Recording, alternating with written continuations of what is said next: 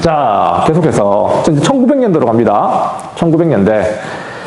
1900년대는 이제 청나라와 일본 간의 80년대가 청상인과 일본 상인의 어떤 경쟁 관계였다면 청일전쟁이 이제 계기가 됐죠. 그러니까 청일전쟁 이후부터는 사실상 청나라는 이제 몰락했잖아요. 맞죠? 그러다 보니까 이때부터는 일본 상인의 상권 독점이 이루어지기 시작합니다. 상권 독점이 이제 이루어지기 시작하고요. 특히 이 아간파천을 주목해야 되는 게 이게 일본 상인들이 막 이제 정치적으로도 우위에 서게 되고 상인들도 이제 청나라 상인 밀어내고 막 이제 압도하기 시작한다고요. 게다가 이 아간파천 때는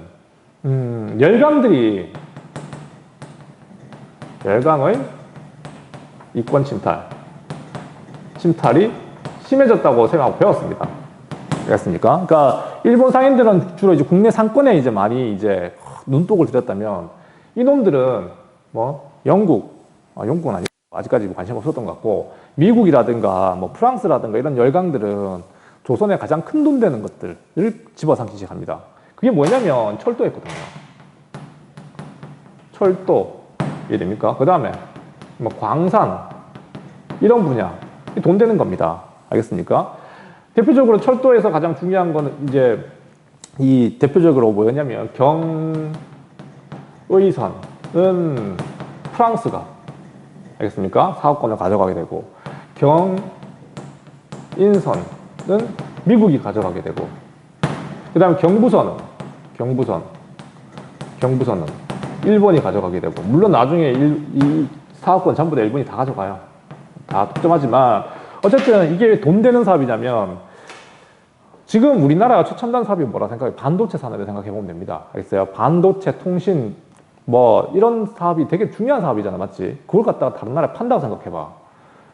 나라가 망하는 거잖아. 마찬가지로 이 당시에 최첨단 사업은 철도였다니까요. 철도를 부설하고 철도를 운영하면서 생기는 수익, 이게 나라 재정에 큰 도움이 되는 건데 이걸 갖다가 다 팔아먹는 거죠. 뭐. 이해됩니까? 물론 대한제국이 뭐 만들 능력도 없었던 건 사실이지만 어쨌든 이런 사업권을 갖다가 이런 열강들에게 넘겨주고 그 이익도 뭐 대한제국 일부 가져갔겠지만 대부분 다 미국이나 프랑스가 가져가는 그런 조건 하에 넘겨줬던 거지. 물론 이거 다 일본이 다 가져갑니다. 알겠어요? 다 가져가게 됩니다. 그러니까 광산 같은 것도 마찬가지. 대표적인 운산금광. 이거는 우리나라의 노다지 들어봤습니까? 노다지다 하는 거 노타치에서 나온 그 뭐 그런 것까지 할 필요 없고 중요한 거는 그런 것들은 이제 그 미국이 독점하면서 이게 나오선 물론 아까 얘기했다시피 이 채굴하는 그 권한 자체는 미국에 넘겨주면서 그 이익 자체를 다 가져간 건 아니고 일부만 이제 대한제국이 가져가게 되죠. 금 팔아가지고 한 80%는 미국이 먹고 한 20%는 대한제국 황실에 들어왔던 거. 알겠습니까? 이런 식으로 이제 했던 건데 참 정확한 그 데이터는 아닙니다. 미안합니다. 이거 유튜브라서 물론 내 혼자 수업하면 상관없는데 하여튼 이익의 많은 부분을 갖다가 미국이 가져갔다. 알겠습니까? 그 말고도 뭐 산림 그 다음에 어업권 이런 것들도 러시아에게 넘겨주고 이렇게 이제 열강들에게 쥐어뜯겼던 게 이제 아간파천 이후의 어떤 모습이라고요. 어쨌든 1900년대는 우리가 이제 열강들에게 이권을 많이 빼앗기는 시기 그렇게 이해하면 되겠습니다. 알겠습니까? 자, 이렇게 이게 청나라 특히 이제 일본 상인이죠. 일본 상인이 이제 독점하고 있고 이렇게 이런 광산 뭐 이런 특권 상인들이 등장하니까 우리가 가만히 있을 수 있습니까 없습니까? 여기에 대항하여 그래도 상권을 지키기 위한 노력도 있었어요. 그게 뭐냐면 상회사라고 하는 거예요. 상회사를 조직하고 특히 서울에 가장 상권을 많이 이제 가지고 있었던 그 동네가 뭐냐면 이 종로 일대에 있던 유기전이었거든요. 이런 상인들 중심으로 한국중앙통상회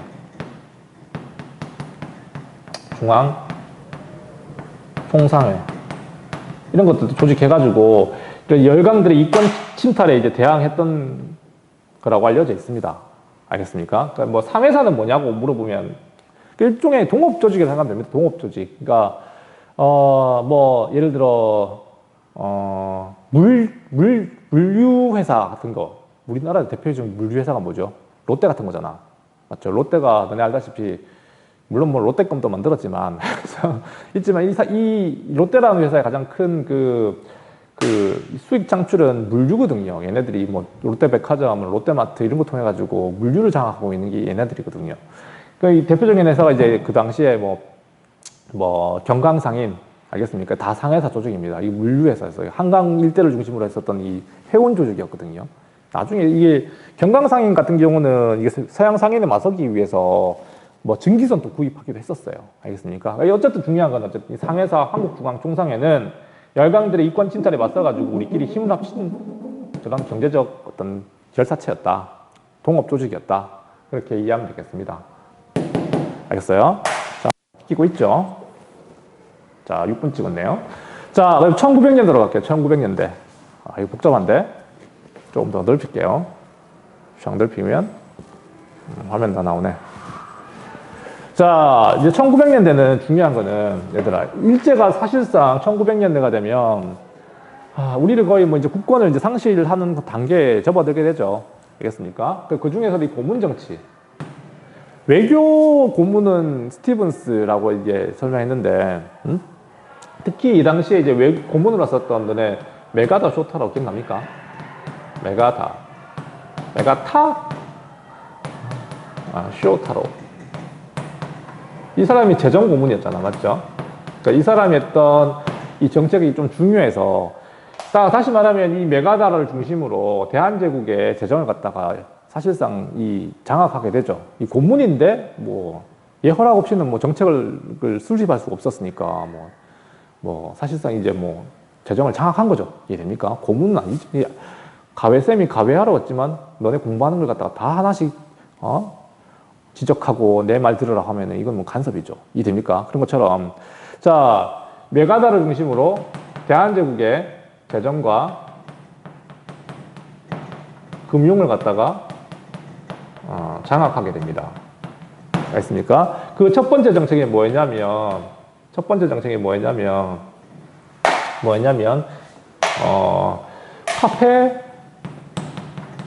화폐 정리 사업이었어. 화폐 정리 사업. 이거 앞시간에 메가다였던 그 우리 재정 고문으로 왔다 정도만 알았는데, 이건 좀 이제 구체적으로 알아야 돼요. 이 화폐 정리 사업이 왜 이게 중요하냐면, 대한제국의 그 화폐 제도가 자체가 엉망이었던 건 인정합니다. 알겠어요? 엉망이었어요. 진짜 엉망이었어요. 그 이제 백동화라고 하는데, 그 이전에 뭐 상평통부도 있고, 뭐 당백전, 당오전 뭐 계속 발행했잖아. 재정이 부족할 때마다 이 화폐를 찍어 왔기 때문에 화폐 체계 자체가 엉망진창이었습니다. 이 그림자가 이렇게 지켜집니까? 엉망이었고, 그래서 이 화폐 정리 사업이 필요했던 건 사실이지만 이게 일본의 어떤 유리한 방향으로 진행됐다는 거예요. 이게 뭐냐면 교환 조건이 있었어요. 이게 자, 구체적으로 이 교환 조건이 있었는데, 아니 화폐를 바꿔주는데 이게 그냥 바꿔주는 게 아니라 조건이 있었어요. 조건. 다시 말하면 갑종, 을종, 병종 이라 해가지고 돈 상태가 깨끗하면 갑종이고 되게 험돈이면 병종입니다. 알겠습니까? 다시 말하면 너네 이제 갑자기 이제 우리나라가 화폐가 바뀐대요. 바뀌는데 너네가 들고 있는 돈이 코 묻어 있고 막 찢어져 이런 거는 어떻게 한 거야? 안 바꿔주는 겁니다. 알겠어요? 병은 교환이 안 되는 거야. 알겠어요? 이거는 일정한 비율을 따요. 비율에 따라 가지고, 이거 갑종은 그냥 바꿔주지만 비율에 따라 가지고 바꿔주는 거고, 이런 게 바로 화폐 정리 사업이었거든요. 이해됩니까? 이게 이 화폐 정리 사업이 왜 이게 엄청난 타격을 받게 되냐면, 일단은 이 화폐 정리 사업을 이게 1대1 교환 조건이 아니고 교환 비율이 있고 병종은 바꿔주지 않는다면 이 헌돈 들고 있는 사람 어떻게 해야 돼? 빨리, 맞죠? 빨리 새 돈으로 바꿔야 됩니다. 그래서 이거 하기 전에 새 돈으로 바꿔줘야지 일본 돈으로 바꿔주잖아요. 맞죠? 그러니까 이걸 소식을 알았던 사람들은 빨리 이제 뭐 일본과 친했던 사람들이겠지. 알겠습니까? 바꿨겠지만 이 소식을 몰랐던 사람들이 대부분 누굴까요? 영세 상인들이 있잖아. 그러니까 너네 시장 가면 할머니들 돈 어떻게 씁니까?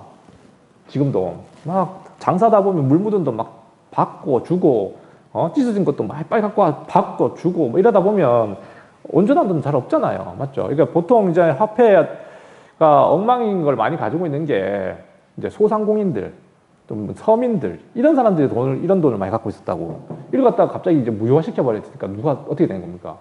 몰락하는 거죠. 이해됩니까? 너네가 돈 가지고 있다가 갑자기 화폐 적립사 해가지고 너네 가지고 있는 돈 안 바꿔주면 그 돈이 쓰레기가 되는데 거지가 되는 거잖아요. 맞잖아요. 그러니까 이래가지고 영세 소상공인들이 몰락하게 된 계기가 바로 이것 때문입니다. 이해됩니까? 어쨌든 화폐 적립 사업은 대한제국의 상인들에게 엄청난 타격을 미쳤던 사건이었고, 자, 교과서 127페이지에 나와 있습니다. 알겠어요? 나와 있으니까, 그, 화폐 교환 비율이 있다는 거 좀 알아두면 되겠습니다. 이것 때문에, 소상공인 몰락. 소상공인들이 몰락하게 되었다.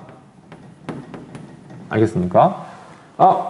뭐, 화폐 정리 사업은 그러고 있잖아. 좀 더 설명해 줄게. 이걸 갖다가 제1은행권으로 바꾸는 거거든요. 일본의 제1은행. 권으로 바꿔준 건데, 최근에, 갑자기 생각 안 나노. 걔 되게 유명한 사람인데. 에이사치. 선생님 바보가 된 것 같아요. 다 까먹었어요. 일본 화폐가 좀 인물이 바뀌었는데, 최근에 일본도 그러니까 우리도 세종대왕 얼굴 지금 그대로 가고 있지만, 일본은 화폐에 들어간 인물을 한 번씩 바꿔요.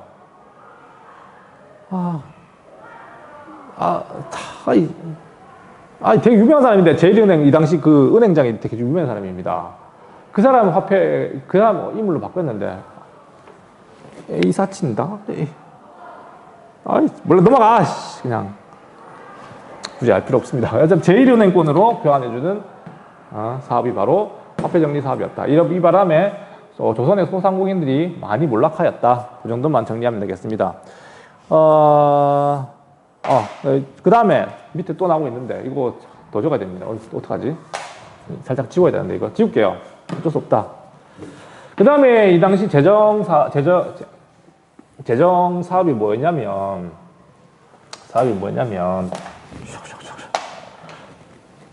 일본에 했던 이 재정 금융 사업이 또 뭐가 있었냐면, 사실상 이 대한제국의 핵심은 국내부였거든요. 너네 알다시피 사실은 국내부는 정치에서 관여를 끊기 위해서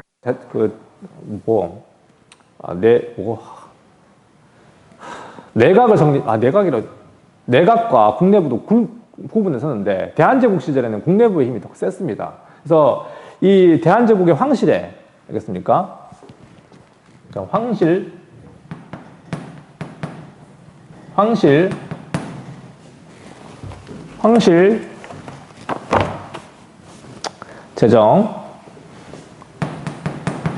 재정을 갖다가 국유화하고 그 다음에 일본이 요구했던 게 뭐였냐면, 이때 너네 아까 1904년에 얘기했던 게 기억납니까? 황무지 개간 요구권. 황무지 개간 요구. 이거는 너네 보완회 때문에 실패로 돌아갔던 거 기억납니까? 기억나요? 이거 다 나오나? 나오네. 이거는 황무지 개간 요구는 이 당시에 보완회가 반대했었어요. 이거 했던 거야. 보완회가 반대운동 벌여가지고 이게 이제 좌절됐지만 황실 재정의 국유화는 계속 진행됩니다. 그래서 너네 대한제국 때 했었던 기억납니까? 바보가 됐죠. 다 까먹었죠. 양전지계 사업.